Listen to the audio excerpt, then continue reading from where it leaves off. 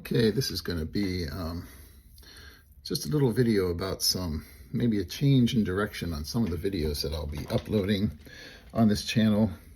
A long time ago, when I first started doing stuff on YouTube, I had, just my own personal channel, and then I started the Kano Daily thing. But basically, Kano Daily has become, the channel I just use for all. That's how I interact with everybody on YouTube. So, I started out calling it Kano Daily, and then I wasn't really over in the Philippines that much to do a lot of Philippine-related stuff. Just stuff that I thought the other people who are actually living there right now could, do better. And, instead of just coming on here every day and repeating the same old stuff that everybody else is on here repeating every day. And so then I changed it to the Philippines and more. And, but I'm going to start doing some things that are more, not just about travel and different things like that or going places. Once upon a time, all I did for a long time was, a lot of writing. And, between writing and playing guitar, those were always my two dream jobs. And, I actually, at one point, was really, really close to having a screenplay that I wrote, produced. Unfortunately, I made the mistake of signing a contract with a manager who I thought could help me sell some of my other stuff that I had going on. And all he did was end up screwing up the deal I already had going. When the guy finally decided to offer me some option money up front for the film rights, to give him like a year option on my script, at that point I had signed with this manager, and then he wouldn't let me sign the contract, and there were a lot of bad feelings involved, and it all fell through. I wish I would have just said, well, sorry, we have like a verbal agreement, because the guy had been filming, wanted to raise money to film some test scenes. I had done all kinds of different rewrites on it. He had this one actress involved that wanted to play one of the roles. And, so basically, as that was all happening, my mom was in and out of the hospital that last year before she died. And just a lot of things going on. And that one winter when I was out carrying mail back out in Wichita, and pretty much had a cold all winter, a cough I couldn't get rid of, and a pulled groin muscle. And every time I started to get rid of my cough, I'd be back out walking around in the sleet and freezing rain all day, carrying mail and shivering, walking down the street, get my cough back. Anytime my legs started to feel better, I'd step up on an icy porch and, my leg would go whoosh and hurt that again. Go home every night limping around my apartment, just hoping I'd feel better, go out and do it all again the next day. And just the whole, the Hollywood bullshit thing, I just really had enough of it. And I got away from writing for quite a while. And then after my mom died, I had, a couple years had passed, and I'd been reading a lot of books by some of these, so-called new atheists, and it kind of inspired me to get back into something that I had written a long time ago before that. And actually, it's some ideas I had that I kind of worked some of them into a science fiction novel that I had been working on. And I had, but the basic idea was, is it possible for, to reconcile, science, what we know about science today and scientific theories with the existence of a creator? Specifically the kind of creator that you find in the Bible, an active God who is capable of actually being a presence in our universe and doing things, miracles, prophecy, things like that, and how quantum physics and different factors, things, concepts like uncertainty, how it all relates to that. And so I don't know here if I can turn my camera around while I'm recording or not. I don't think so. But I wrote a book. I'll try and show it on Amazon here. I have a couple of physical copies around somewhere. It's called The Ultimate Observer.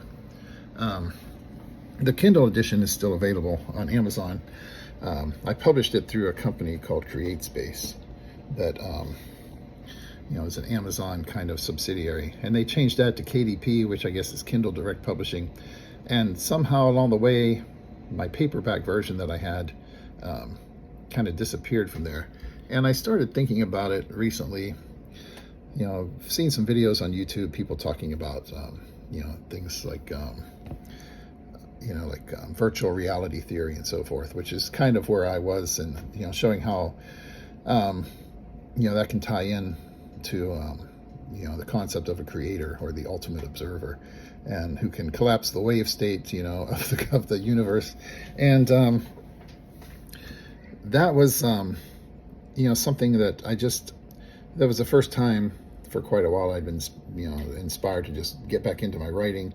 And I had, like I say, I had played around with different versions of it before, but at that point, after reading some of those books, I was really inspired to kind of just sit down and knock it out, and basically just to show the idiocy of this idea that if there's an active creator, that somehow we have to make that idea conform to currently fashionable scientific theories. And that's just a logical fallacy. Scientific theories, from based upon the strict application of the scientific method, basically means that there's nothing outside this universe, and you can't take anything like that into account. And to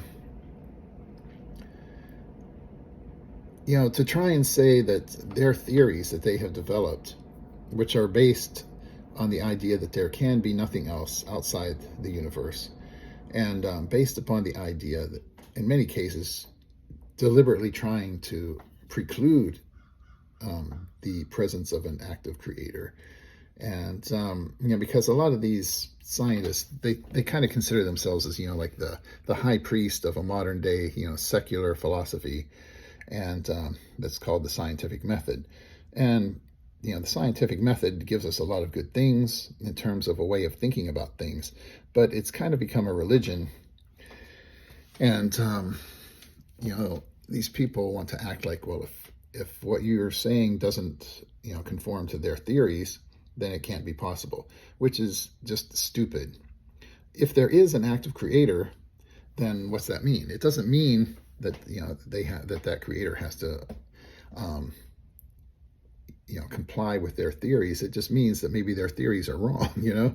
If people do feel that there's a reason to believe in the God of the Bible or a creator, they don't have to make that fact comply with currently fashionable theories. What they need to do is show that it's possible to have a theory that conforms, to the actual results of scientific experiments. That's the key. It's not a question of whether or not the idea of an active creator, hey there, buddy, can comply with their current theories. The question is, can an active creator of the type that's found in the Bible — let me turn off my keyboard so my cat can't type — can that fact exist and conform to the actual results of scientific experiments? Because that's what the fact of the matter is. We have to come up with our own theory to show how it's possible, because the only thing that matters is the actual results of scientific experiments that we conduct. They have their theories, those who are atheists and don't believe in the existence of a creator, but expecting people who do believe in an active creator to have to conform, to those same theories is, ridiculous. Because if there is an active creator, then obviously there's something wrong about those theories. And we have to see, the question is not, does science prove that there's a God? The question is, does science disprove that it's possible? And that is an assertion that's made by a lot of scientists, and it's wrong. Because it is possible to look at things in a way that shows that there is a creator. And in fact, there's a way of looking at things that actually explains a lot of things in the universe that, the scientific method as it's currently, current theories, cosmological theories and so forth, really doesn't explain. And scientists will come right out and tell you they can't give you a why for anything.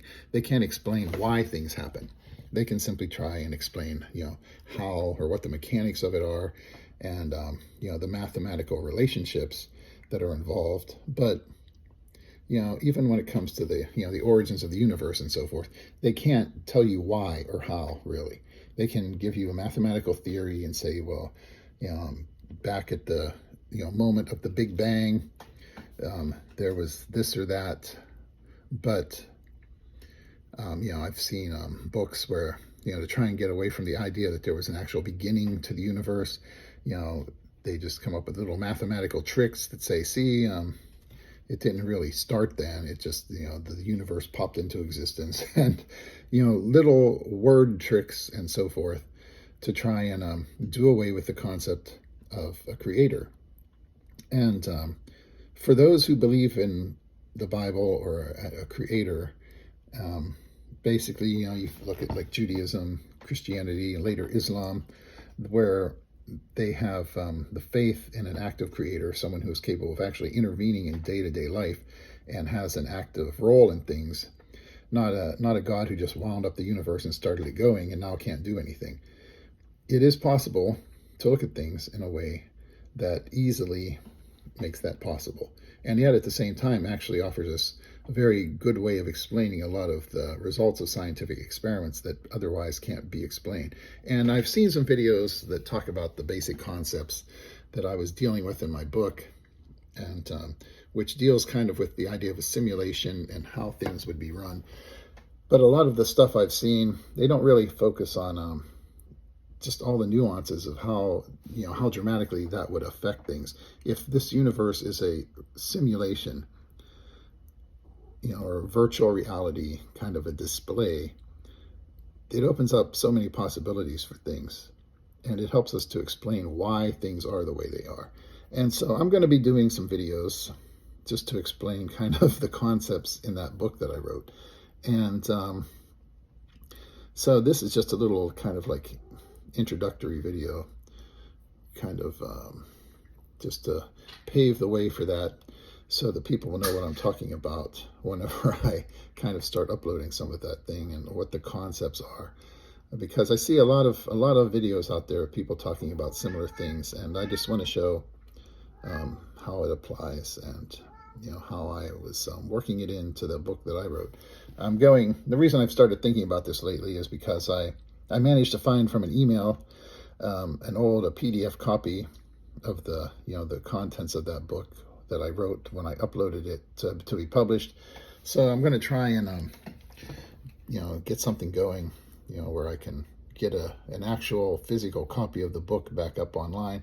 I still have a couple of proof copies of it laying around somewhere, but they're tucked away in a box in my closet somewhere. I saw them a while back looking for something else, but I really didn't want to dig through everything to try and find a copy to show you. So that's why I was just showing you here on the Amazon page, because it is still available on Amazon for Kindle. I published it back on November 22nd of 2009, and a lot of the ideas that I was talking about in it have become more and more popular these days, and so I just wanted to kind of talk about that some, since it's something I've been thinking about a lot lately. Over the past, I originally had planned to do something like that and maybe start a web page or something about the book and all of that, an author's page. And, once I got involved with my whole Philippine adventure and all of that, a lot of other things kind of fell by the wayside, and, just working so much.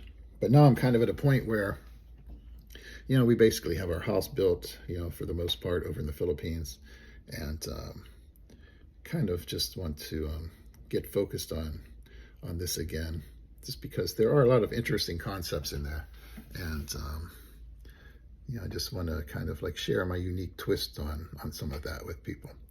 And so I'll be back with some of that. Thanks.